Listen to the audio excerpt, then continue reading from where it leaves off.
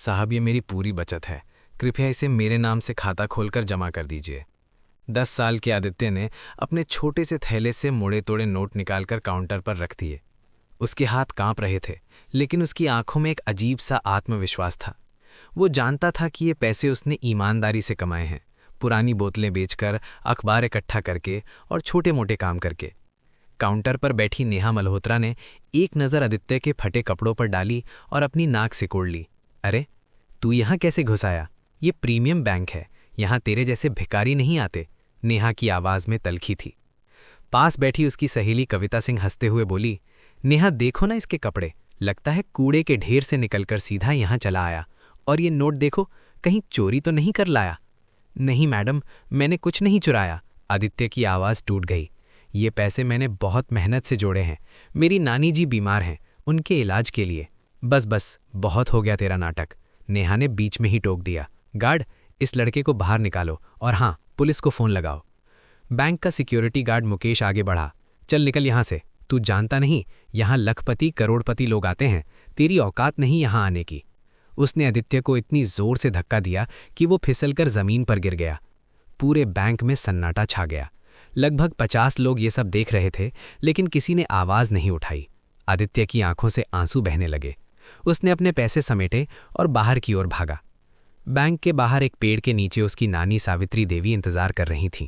75 साल की बुजुर्ग महिला ने आदित्य को अपनी बाहों में भर लिया। बेटा, क्या हुआ?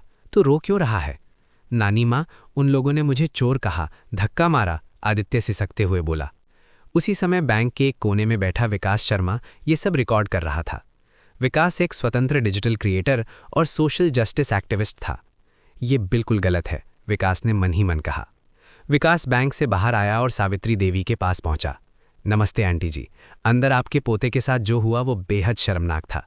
क्या आप मुझे पूरी कहानी बताएंगी? लोगों को इस सच्चाई का पता चलना चाहिए। शाम को विकास उनकी छोटी सी झुग्गी में पहुंचा। सावित्री देवी ने अपनी कहानी शुरू की। बेटा विकास, आदित्य को मैंने 8 साल पहले रेलवे स्टेशन पर पाया था। बहुत छोटा था, बिलखता हुआ रो रहा था। उसके कपड़ों पर खून के धब्बे थे।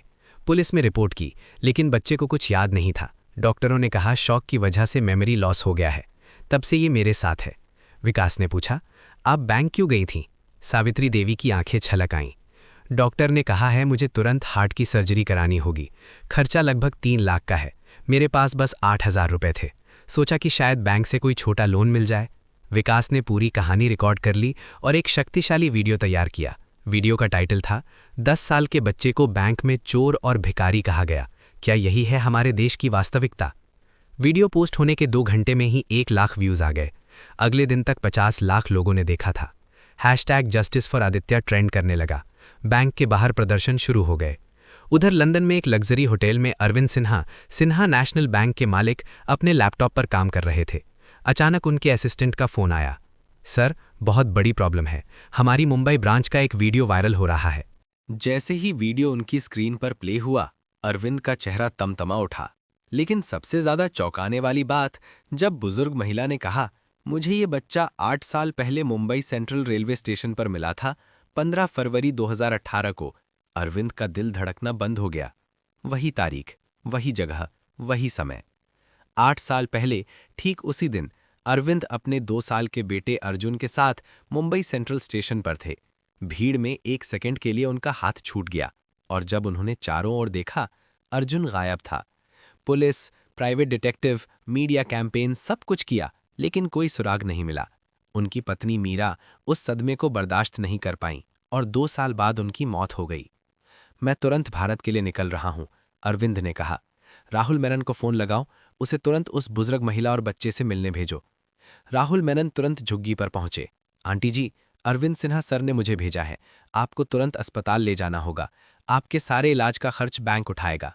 सावित्री देवी को शहर के सबसे बेहतरीन हॉस्पिटल फोर्टिस में भर्ती करवाया गया। अगले दिन जैसे ही अरविंद अस्पताल पहुंचे और आदित्य को देखा, वे सकते में आ गए। बच्चे के चेहरे पर वही तिल था जो उनके बेटे अर्जुन के माथे पर था। डॉक्टर, मुझे डीएनए टेस्ट करवाना है, मेरे और इस बच्चे के बीच। 3 दिन बाद डॉक्टर ने रिपोर्ट दी। DNA match 99.99%, biological father confirmed. Arvind की आंखों से अनगिनत आंसू बह निकले।